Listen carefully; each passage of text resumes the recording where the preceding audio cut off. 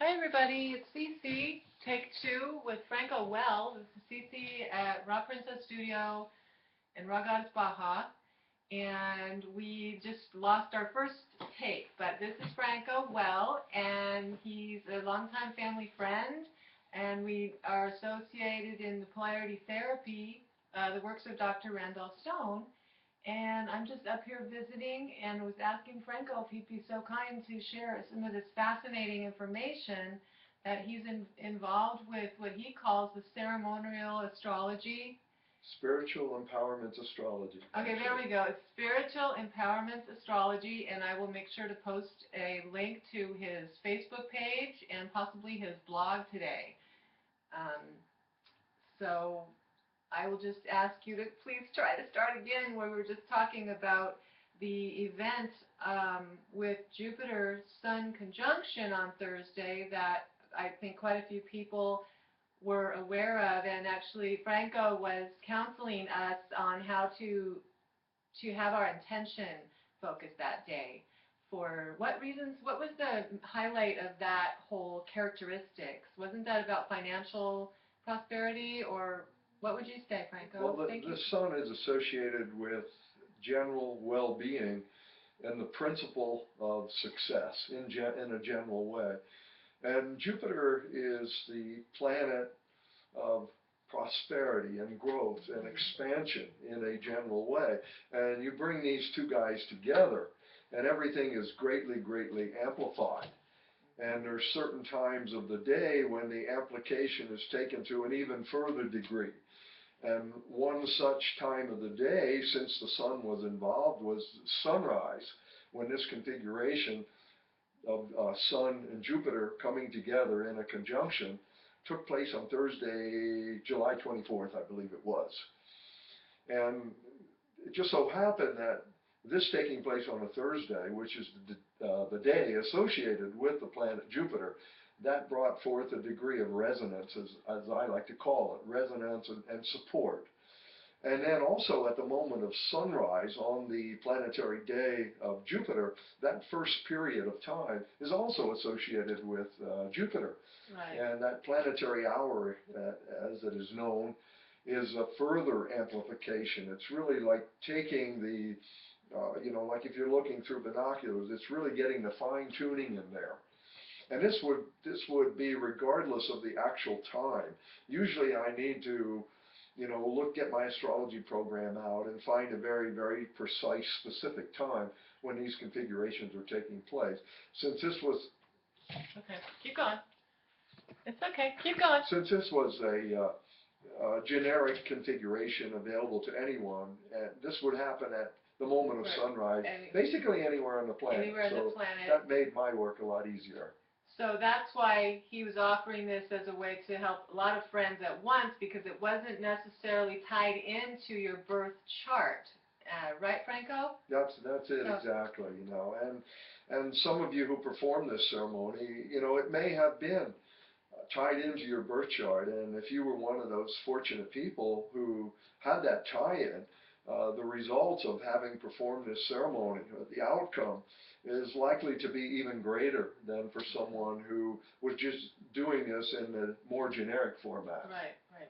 Okay, so Franco does offer the ceremonial astrology for individuals to really even focus it more into your birth chart, right, Franco? Yes. Most of the work that I have done with ceremonial astrology involves my taking information from my client, getting simple birth data like the time and the location and the date of the birth, and then I put that into, a database. And I look for times when the cosmos comes into alignment where it specifically touches I love that. Cosmos into alignment. where it really touches your birth chart information, and that's how the gateway is really, really established. And when that extra care, that extra step is taken to find these configurations that also tie into your birth chart, the potency or the power of that is greatly, greatly amplified. Okay, well, is there any other cosmic events coming up? I mean, I think you said that Jupiter conjunction with the Sun won't happen for another 11 months? Or With the sun, yeah, the Jupiter and the sun, will touch base like that or come together roughly every 13 months or every so. 13 And months? each time around, it'll take place in a different sign. Oh, okay. This one was pretty significant because Jupiter had just spent the past year or thereabouts in the watery sign of Cancer, and just a day or two prior to this event, Jupiter had moved from Cancer, the watery energy of Cancer, into the very fiery energy of Leo. And the sun, of course, is the sign associated with or considered the lord or the ruler of the sign Leo. So we have the sun really bringing its energy, coming together with Jupiter in this fiery sign of Leo, and wham, bang, Wow. probably all of you noticed that in the last week or so, everything's moving a little bit faster. Things that were kind of sitting on the back burner, are now on the front burner, so to speak. And if you could post a comment below this video and share it with us too, if you were following Franco on Facebook and were able to do this intentional focus that morning, please let us know and give us a thumbs up. Hey Franco, just another question. What could people, if somebody's watching right now, what if they wanted to kind of understand an event that's coming up in their lives in the world right now? Is there anything coming up again, one of these events, or? Well, without having their birth chart in front of me, that's very, very hard Okay. to determine.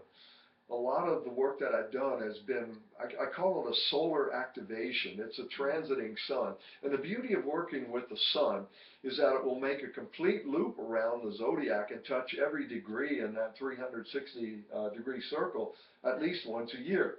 So Okay. during that passage, during the sun's passage through the zodiac, it will make a direct contact with every position in your chart at least once a year.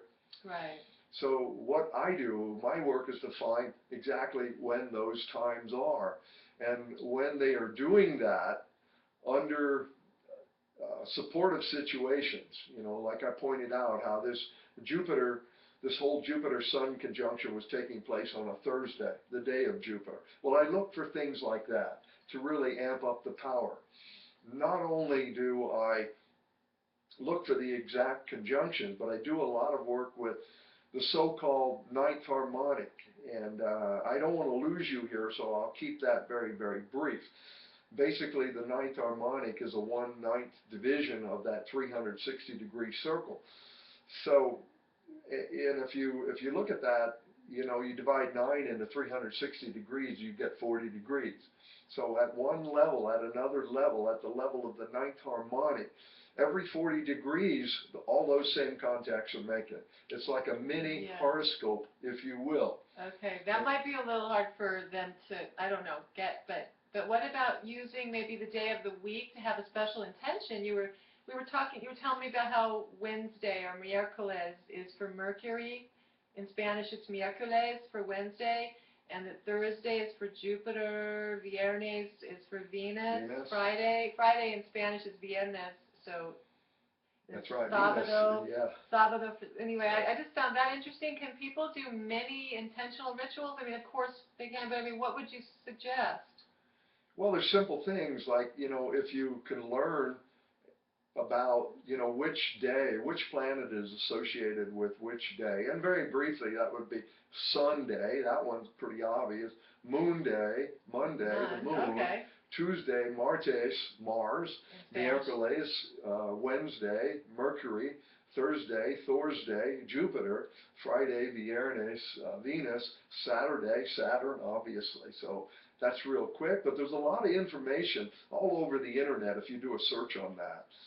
And then the planetary hours, that's a little bit more complex, but there's a lot of information out there on the internet shows, teaching one how to very, very quickly determine what the planetary hour is in any location for any period of time. Oh, okay. So, for example, like, say people are wanting to release and let go of some baggage in their life, whether it be possessions or energy or emotions or relationships or whatever. I think a lot of people right now wanting to let go and release. Okay. Do you have a time of day of the week or an hour that would be auspicious, or does it matter? Does it work that way? I may be oversimplifying it. In a way, it does work that way, but yeah, there's a great deal of oversimplification there. But yeah, keeping it at a really simple level. The moon is the planet associated with the emotions and emotional healing. So Monday, in a very, very broad, very general way, is a good day for working with the energy of the moon. And on Monday, that first planetary hour, which will roughly be a block of time from 45 minutes to an hour and 15 minutes, right after sunrise every Monday morning. Oh, And wow. the length of time that's in effect is going to vary over the course of the year. So I'll just leave it at that. Okay, But you can count on sunrise on Monday being a time when you're going to both have the association of moon day and yes. moon hour. Okay. So there's a very, very good Cool. Thank pinpointed you. time for working with the emotions. So I know what I would do, some of the things is write down the things I want to release and rip it up or burn it or something. So maybe I could do that on a Monday morning. At sunrise. At sunrise. Okay. Well, thank you, Franco. Is there anything that we didn't cover that you'd like to mention before we close for today? No, I'm thinking we touched a lot of bases, and I like your idea of keeping it simple, for starters. So I think this is a good place to wrap it Okay, up. so basically you just explained more about the Jupiter-Sun conjunction on July 24th. Right. And we got deleted some of our things we were talking about your astrology background and body work. But I promise we'll have another video. I promise we'll do that. Yeah, we can do more at Okay. another time. Thank you. Yeah, you're Right. welcome, and thank you.